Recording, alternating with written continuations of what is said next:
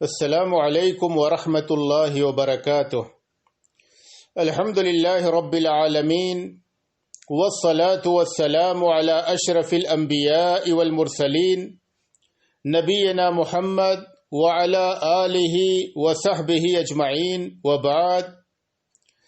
معزز دینی بھائیو، اللہ تبارک و تعالی نے ہمیں اس کائنات میں پیدا کیا خالص اپنی عبادت کے لیے، اور اسی مقصد کے لیے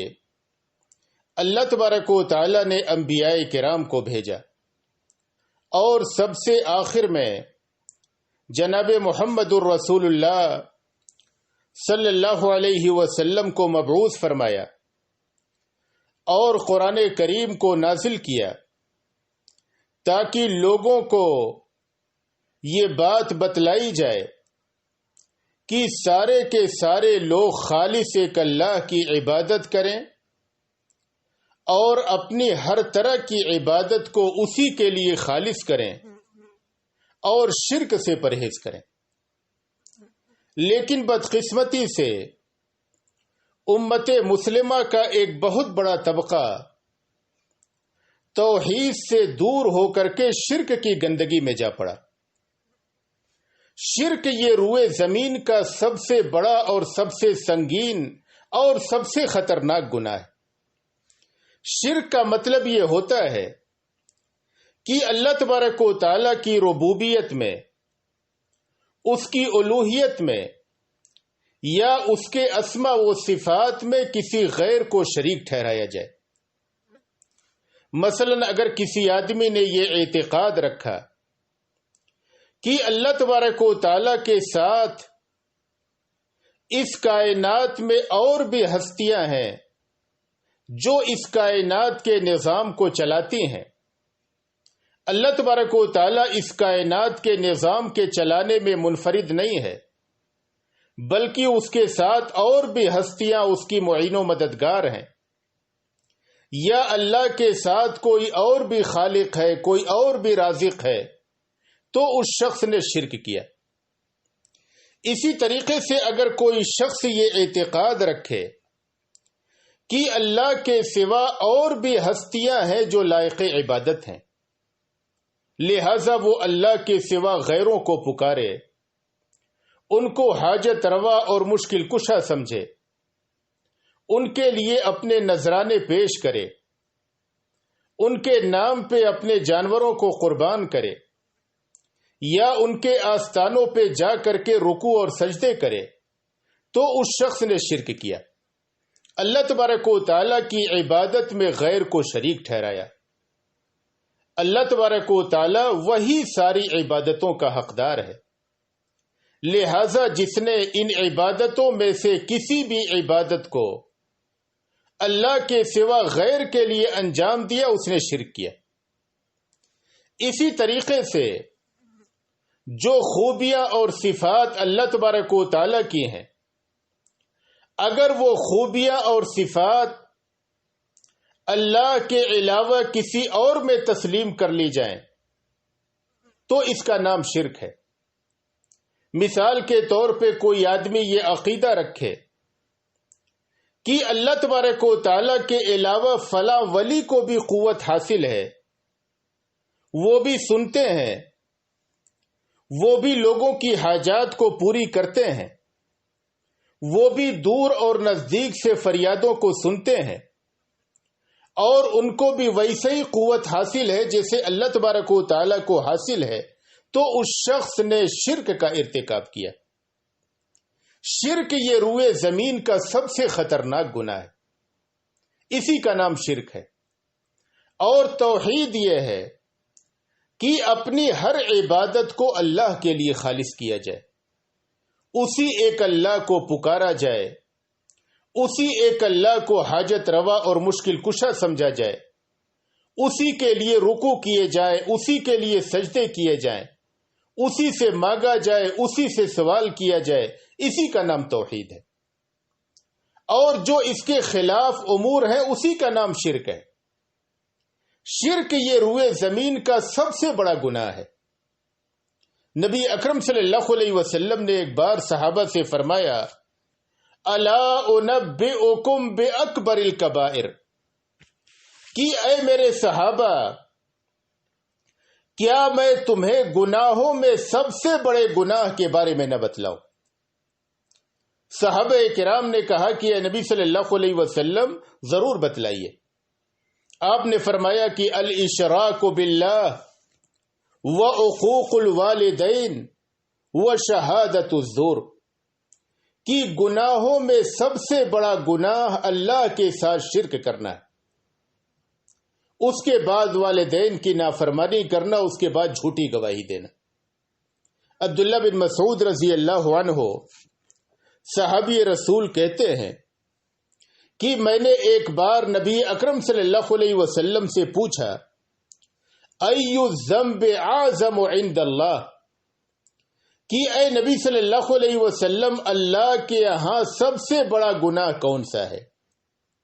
اللہ کے یہاں سب سے بڑا گناہ کون سا ہے؟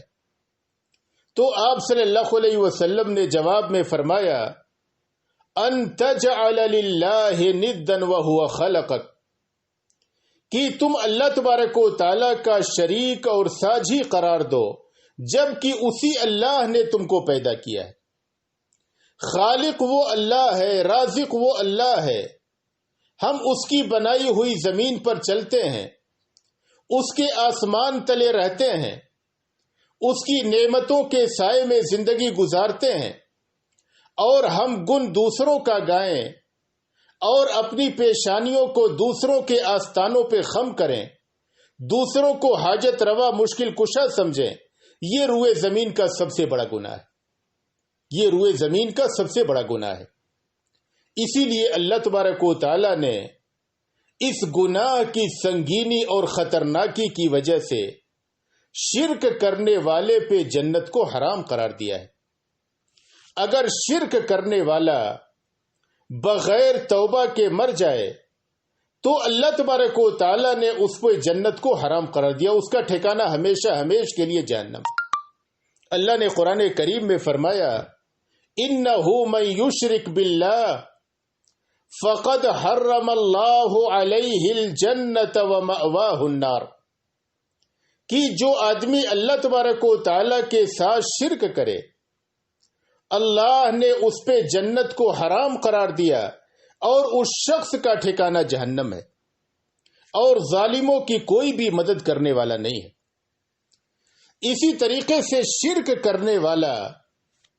جو کچھ بھی نیکیاں کرتا ہے اس کی ساری نیکیاں ضائع اور برباد ہو جاتی ہیں۔ شرک کرنے والا شرک بھی کرے اور ساتھ میں نمازیں پڑھے، دوسرے نیک اعمال کرے، حج کرے، عمرے کرے، صدقہ و خیرات کرے، اس کی یہ ساری نیکیاں ضائع اور برباد ہو جاتی ہیں۔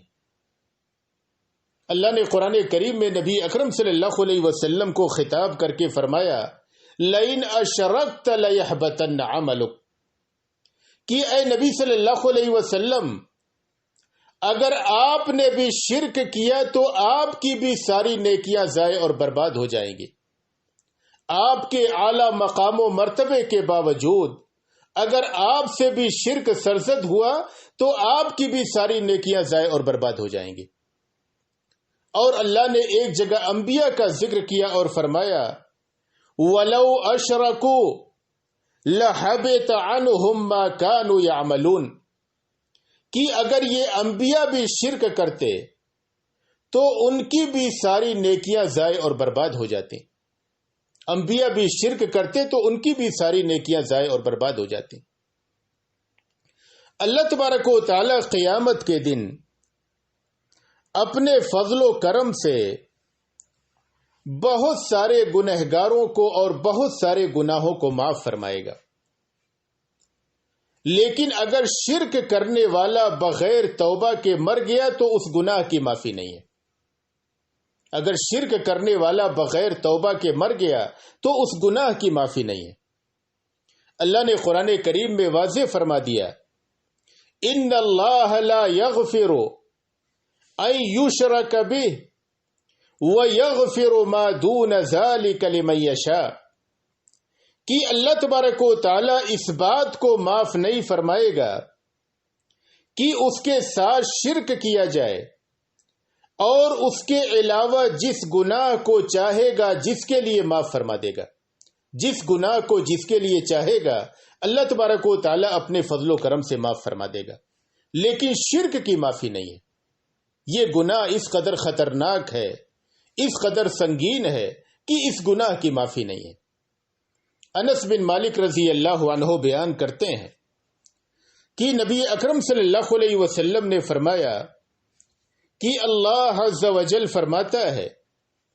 یا ابن آدم انک لو اتیتنی بقراب الارض خطایا ثم لقیتنی لا تشرک بی شیئا لاتیتک بقرابها مغفرہ، کہ اے انسان تم قیامت کے دن مجھ سے ملو، تم نے زمین بھر کر کے گناہ کیا ہو، میں تمہارے لیے زمین بھر کر کے معافی پیش کروں گا، اس شرط کے ساتھ کہ تم نے میرے ساتھ شرک نہ کیا ہو۔ شرک یہ بہت بڑی گندگی ہے اور اس کی ہلاکت خیزیاں بہت زیادہ ہیں، یہ تباہ کن مہلک گناہ ہے۔ ایک مسلمان اس کی خطرناکی کو سمجھے اور اس گناہ سے اللہ کی بارگاہ میں توبہ کرے، توحید کو قائم کرے، جس کے لیے اللہ تبارک و تعالی نے ہمیں پیدا کیا، جس کے لیے اللہ نے انبیاء کو بھیجا، اور جس مقصد کے قیام کے لیے اللہ تبارک و تعالی نے قرآن کریم کو نازل کیا۔ اللہ تبارک و تعالی سے دعا ہے کہ ہمارے دلوں میں توحید کو ثابت و قائم فرما دے، شرک سے محفوظ رکھے، اور جب تک اس دنیا میں رکھے ایمان و اسلام پہ رکھے، اور جب ہمارا خاتمہ ہو ایمان و اسلام پہ ہو۔ وآخر دعوانا ان الحمد للہ رب العالمین۔